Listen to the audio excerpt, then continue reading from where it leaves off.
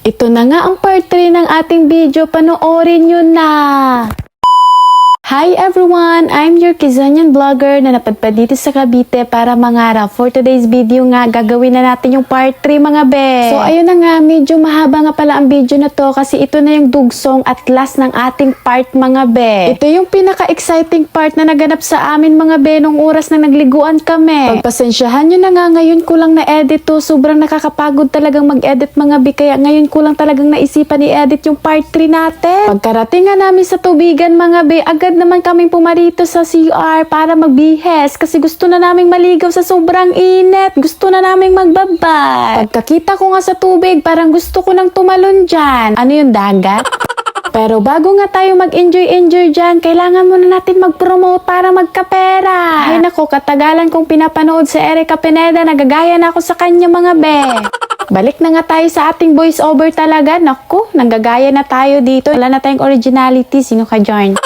Yun na nga, madami na nga palang naganap sa amin dyan pero hindi namin nabidyohan kasi nga wala kaming cellphone dyan na nababasa. Kaya ayun, pagkatapos ng masasaya namin ganap, saka pa kami nakapag-video mga binaisipan namin mag-video at bumili nga ng ating pang-cover sa ating cellphone. Pero buti na lang talaga wala kaming cellphone nung umpisa kasi kung may cellphone kami nung umpisa, napakadami na nangyari at naganap sa amin nun mga be. Aabot na siguro ng part 5 tong ating video. Nakita ko nga sa malayo na may pabula sila dyan kaya ayun, tumakbo ako papunta dyan kasi nga gusto kong matryan kasi gusto kong maging bata for today's video. Pero sobrang bula naman talaga nito mga be. Gusto ko sana yung parang snow lang ba, pero yan parang ang bula, parang gusto na lang talaga na magbanlaw ka na pagkatapos mo dyan. Oo naman, alangan naman di ka magbanlaw.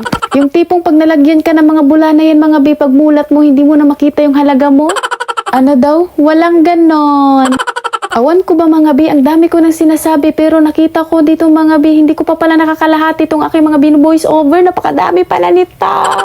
Pinagpawisan na ako ng voice over dito pero yung binu-voice over ko mga bi, sobrang dami talaga. Hindi ko na alam kung anong pagsasabihin ko dito. Sana may mag-back up lang man oh. Hindi, walang ganon. Ikaw ang vlogger dito be, wag kang ano. At hindi pa nga kami na-satisfied sa aming pinanggagawa. Pinuntahan pa nga namin dito si Giselle. Akala mo naman talaga maaabutan pa namin ulit yung pabula. Yun pala hindi na. May patakbo-takbo pa nga si Clarice dyan. Kala mo naman malalagyan pa ulit siya ng bula. Hindi na be. Magbabanlaw ka na talaga. Nung nakita ko nga bumalik na yung mga tao, nasa isip ko talaga tapos na to. Tama talaga yung isip ko. Hala, sino ka dyan? Siguro babawi na lang to si Giselle mamayang hapon kung meron pa nga. Agad din namang nagbanlaw ang mga person na to kasi nga sobrang mabula talaga ang iyong katawan. Kapag di ka nagbanlaw, naku, magbubula-bula talaga yung swimming pool dyan.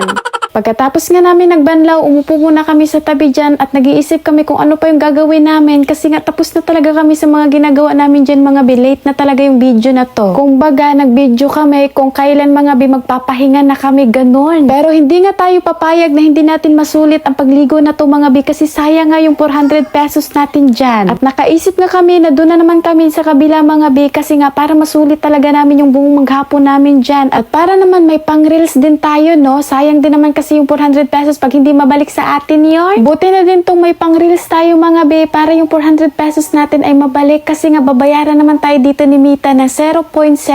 Kayo na lang yung magbilang kung magkano yon. Hindi, walang ganon. Pagkatapos nga namin magpadulas-dulas dyan mga be, bumalik ulit kami at pagkatapos namin magpadulas, bumalik ulit kami. Ganun lang talaga yung nagiging ano namin dyan.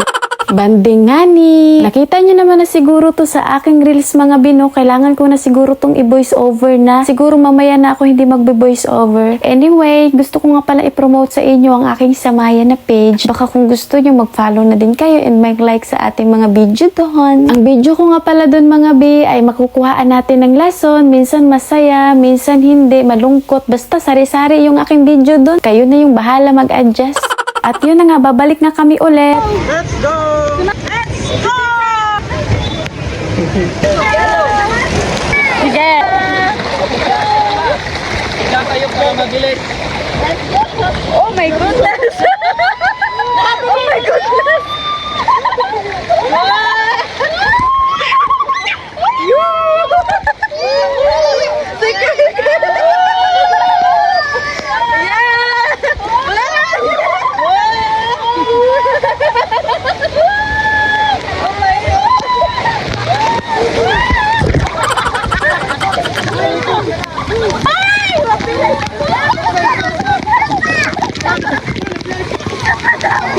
nandun pa sila guys sa taas. Antayin natin.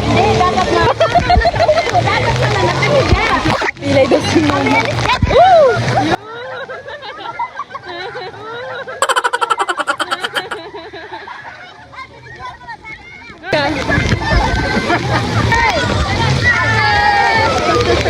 Ikaw na mag... Ilang minutes. Ay, wag ka humarap. Let's go!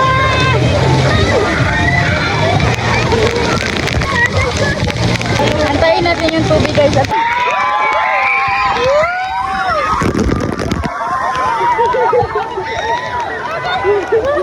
Yun na yun. Uwian!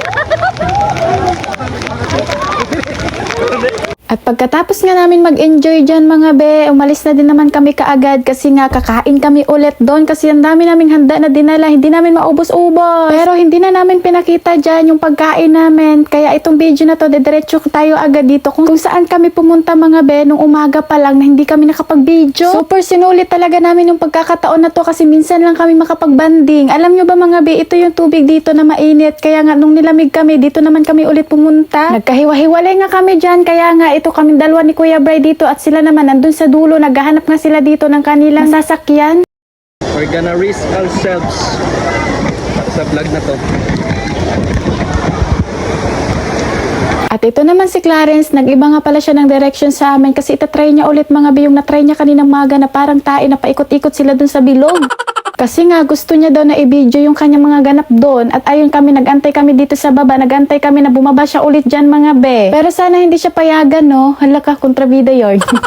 At dahil nga matagal siyang ibinaba dyan, ayun na nga, nakapila kasi sila sa taas. Nag-iba kami ng direction ni Kuya Bray at ayun, nakapag-video na sila dito sa baba kasi nga binaba na siya mga be kasi hindi siya pinayagan na mag-video sa loob. Kami naman ni Kuya dyan, hindi ko alam kung nasaan kami kasi naiba kami ng direction dyan. Naglangoy-langoy kasi kami be. Pagkatapos nga ng mahabang kasiyahan, ito naman yung mga mukha ng mga person mga be, sobrang pagod at yung iba nagbanlaw na nga pala dyan kasi nga paulan na. Umulan na nga pala talaga dyan at hindi na napigilan ng langit na umulan. Tuwing hapon lang talaga yan siya talaga umuulan ba. Kami nga pala lahat dito ay nakapagligo na mga bi, nakapagbanlaw na ang bawat isa kaya yung mukha makikita mo namumula talaga mga bi kasi nga nagkulang tayo sa sunscreen. Yung pamangkin ko nga na super excited na pumunta dyan, pagkarating ng hapon hindi na talaga siya makausap kasi sobra talaga siyang napagod. Pagkatapos ng kasiyahan, yung mga mukha dyan hindi na madrawing. Yung super excited ang bawat isa na pumunta dyan, pagka uwi wala na, tamlay-tamlay na. At bago nga kami umuwi, nagpicture-picture nga muna kami dyan mga bi, hindi talaga mawawala yan, lalo na mga vlogger sila. Hindi lang din sa pagiging vlogger mga bi, mas maganda magpicture talaga para naman may memories kayo before kayo umalis mga be kasi sayang din naman pagkakataon at mas lalong sayang yung 400 nyo kung wala kayong picture na wala kayong patunay na nakaligo na kayo dyan. Hala, sino ka dyan?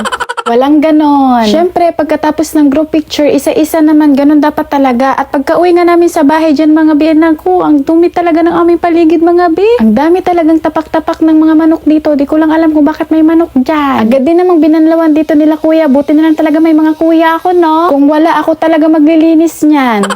Pagka umaga nga, sobrang pagod talaga si Kel dito mga be. Lahat kami pagod. Kita nyo naman mga mukha nila. Hanggang dito na lang. Bye-bye!